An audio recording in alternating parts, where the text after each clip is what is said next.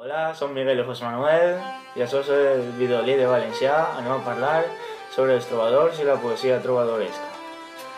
La poesia trobadoresca va néixer a la primera meitat del segle XII al sud de la Gàl·lia, a la zona coneguda com a Occitània, és a dir, al sud de l'actual estat francès, i des d'aquí es va estendre a d'altres terres, com Catalunya i el nord d'Itàlia al llarg del segle XIII. La zona on neix i es desenvolupa la poesia trobadoresca comprèn una àmplia zona compresa entre l'Atlàntic a l'oest, la frontera italiana a l'est, el massís central al nord i els Pirineus i el Mediterrani al sud.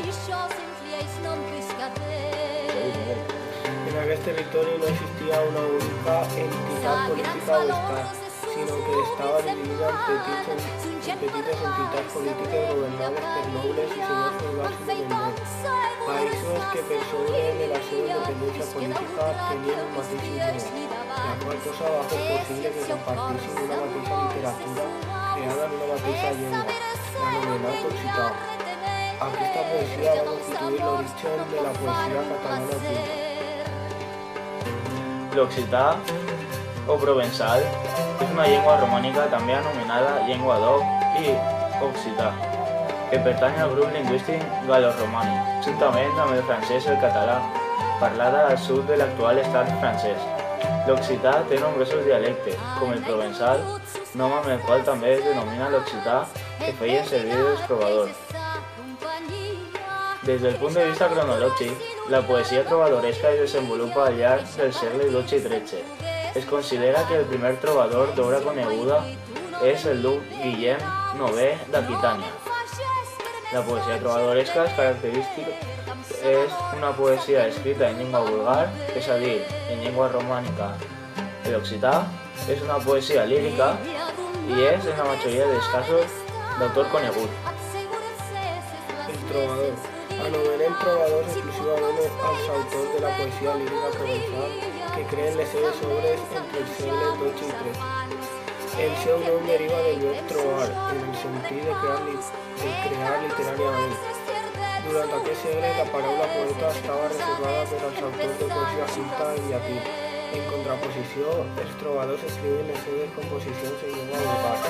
El trobador era l'autor de la lletra de la poesia, però també de la música. La poesia lírica trobadoresca era creada per ser cantada acompanyada per algun instrument musical.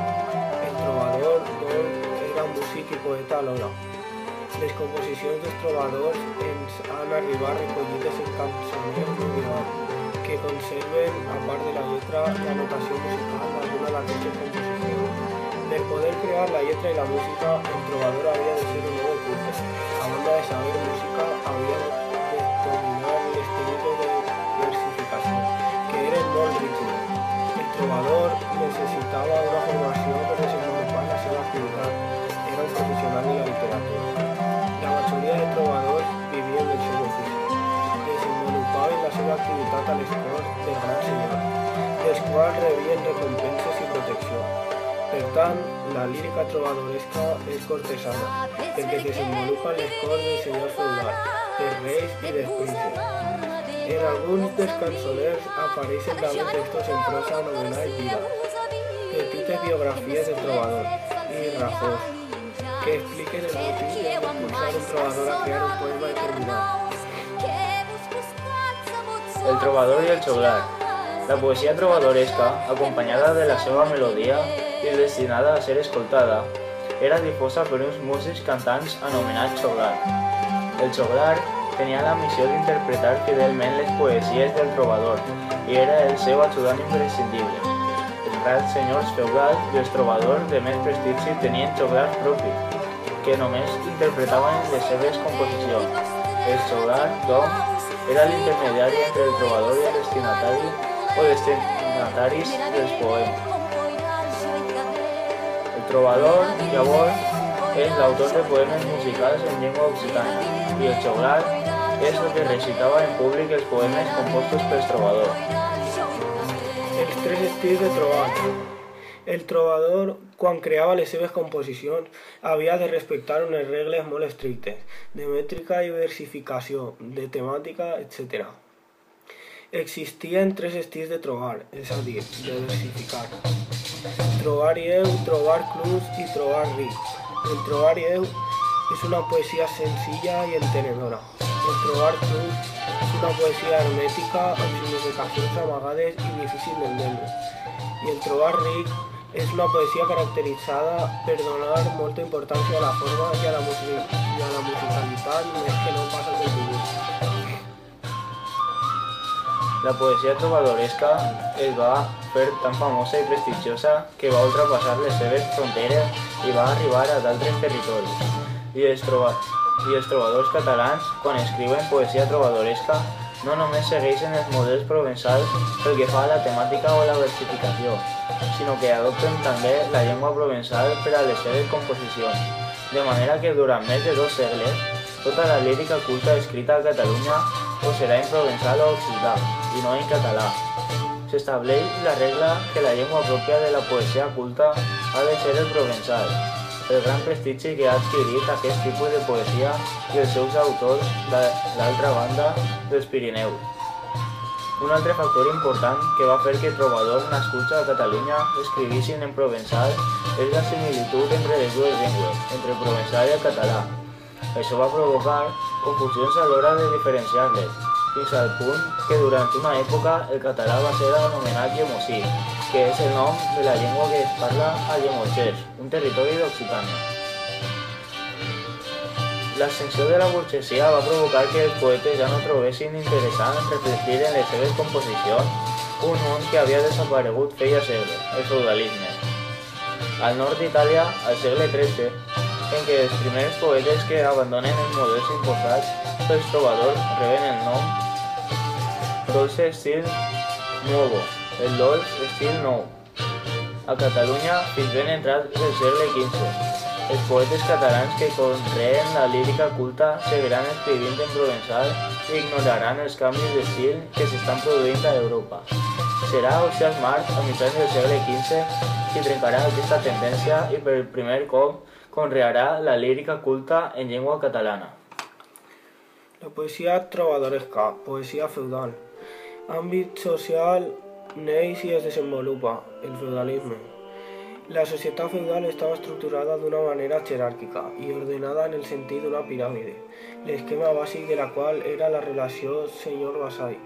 El vèrtex d'aquesta piràmide era el monarca, el poder del qual era més nominal que efectiu, i per damunt del rei hi podia haver l'emperador, en els primers temps del feudalisme, i més tard, dalt de tot de la piràmide estava el papa. Primera mostra de poesia culta en llengua romànica, occità, i de temàtica profana, no religiosa. Parlava d'amor, de guerra, de la vida quotidiana de les persones nobles d'aquella època. Era, doncs, una alternativa a la poesia feta en llatí, d'origen clàssic i de contingut religiós. Per tant, era una poesia que interessava a la societat feudal, perquè tocava els temes i els ideals propis de la societat feudal, l'amor i la guerra. I el que caracteritzarà aquesta poesia és que traslladarà les relacions de vassallatge pròpies del feudalisme al terreny de les relacions amoroses. L'amor cortès. El tema central de la poesia dels trobadors és l'amor cortès. L'amor cortès, el tipus d'amor propi de la lírica trobadoresca, era anomenat en occità, fin amor, amor lleial. La ideologia amorosa dels trobadors trasllada al terreny de les relacions amoroses les relacions de vassallatge feudal. L'amant es convertia en home vassall, de la dama, a qui estimava i a qui anava adreçada la poesia, que era anomenada midon, provinent del llatí, que vol dir el meu senyor. Els personatges de la poesia amorosa dels trobadors es troba el trobador, també anomenat hom o vassall. És el vassall de la dama, el seu servidor.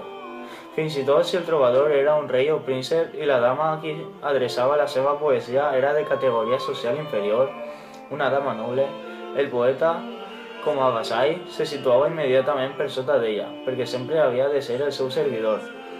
Li devia fidelitat, servei amorós i lleialtat.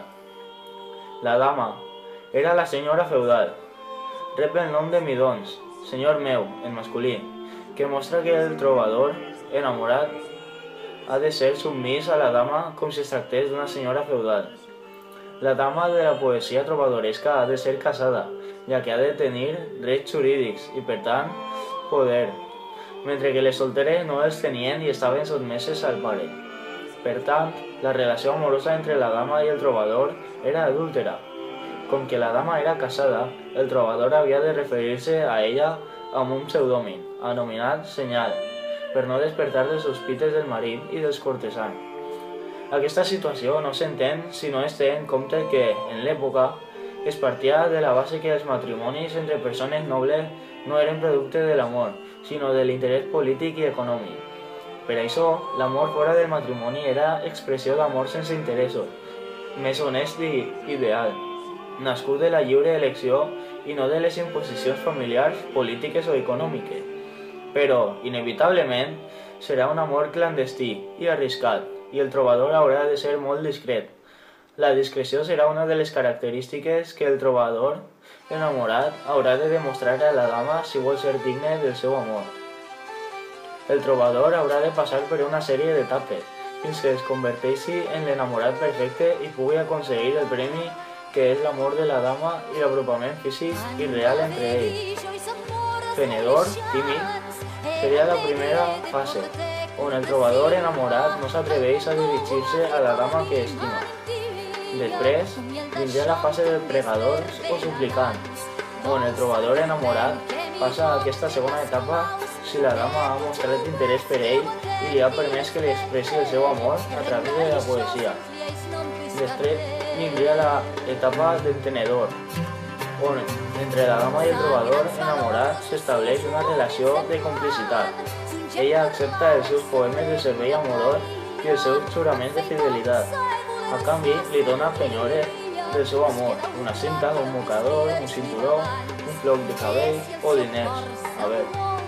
Finalment estaria la fase del brut, amant, on el trobador enamorat es converteix en brut si arriba a l'amor físic i total amb la dama. L'amor entre la dama i el trobador, la fin amor, era bàsicament platònica. Aquesta afirmació és vàlida per a alguns trobadors, però no es pot acceptar de manera general. El marit, xilós, si la dama està casada, el marit es converteix en el xilós. Per això apareix sempre en aquestes poesies com un ésser roït, malvat, del qual s'han d'amagar. Existeix la idea en aquesta poesia que la dama no pot ser feliç amb el marit, ja que no l'ha triat lliurement. El seu amor és fruit de l'interès i de l'imposició. També tenim els lausenchers, envejosos, maldients i vigilants. Com que el marit de la dama és un gran senyor feudal, viu envoltat d'un seguit de cortesans, aduladors que per aconseguir el favor del senyor espien la relació entre el trobador i la dama, sempre atents a qualsevol infidelitat que pugui cometre la dama per anar-la a explicar al senyor. Per tant, juntament amb el senyor, el lausencher es converteixen en enemics del trobador. Com s'ha dit abans, l'amor entre el trobador i la dama és secret, clandestí. Per això, el trobador, per referir-se a la seva enamorada, utilitzarà el senyal, el pseudònim. Alguns exemples de senyals són Dies de l'home, millor que l'amo, Bona Esperança i La meva desitjada. Gèneres de la poesia trobadoresca. Està la cançó, que serveix per expressar les lloances a la dama segons les pautes de l'amor cortès, és a dir, representa la transposició de les relacions de vassallatge del feudalisme a la poesia amorosa. També està la pastorela, que és el diàleg amorós entre un cavaller i una pastora, que té totes les característiques i les qualitats d'una dama noble, a la qual pretén enamorar. També està l'alba, que és una poesia que canta el trobador queixant-se de l'arribada del dia després d'haver passat la nit amb la seva dama, perquè l'alba representa la separació, ja que poden descobrir-los junts. En aquestes composicions apareix un nou personatge, el gaita, el vigilant, amic del trobador que vigila que no arribi el senyor o el lausencher mentre els amants estan junts. Un altre gènere seria el sirventès, que és una poesia d'atac, de crítica a un personatge, a la vegada que serveixen per fer propaganda de les idees del trobador sobre aquest personatge. Altres temes serien el plan, composició en què el poeta lamenta la mort d'algun personatge important o d'un amic, la cançó de croada, composició que el trobador fa per donar ànims als soldats que anaven a lluitar a les croades, la tensor, debat o discussió entre dos trobadors sobre temes diversos, qüestions amoroses, literàries o polítiques, i la dansa, composició feta per ser ballada. Els principals trobadors occitans serien Guillem Noé d'Aquitània, Llaufré Raudell, Bernat de Ventadorn, Arnau Daniel, Cercamón, Marcabrú, Xirau de Bornel i, per últim, Raibau d'Aurenga. Els trobadors catalans, també coneguts com a els tres Guillem, són Guillem de Berguedà, Guillem de Cabestany i Guillem de Cerverà, conegut popularment com a Cerverí de Girona.